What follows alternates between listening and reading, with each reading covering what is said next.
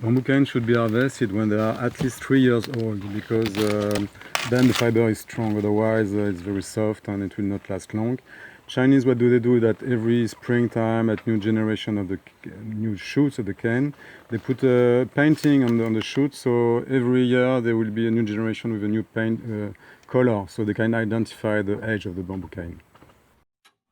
Wood, it could be from trees, it could be from bamboo cane, as two type of material. Fibers of lignin, and which is very resistant, and usually only fungus can degrade lignin, and cellulose, which is very soft, and that bacteria and insects are very happy to eat that.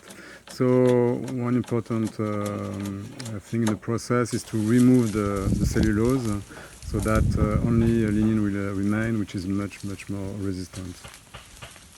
When you put bamboo on a fire like this, you will burn the cellulose and kind of calcinate the fiber of the lignin, which will make it much more resistant, and as well which will dry the bamboo. So after, when you pass something like kerosene, the bamboo will drink really the kerosene, and the kerosene will go really inside the bamboo, so it will be a good protection against insects.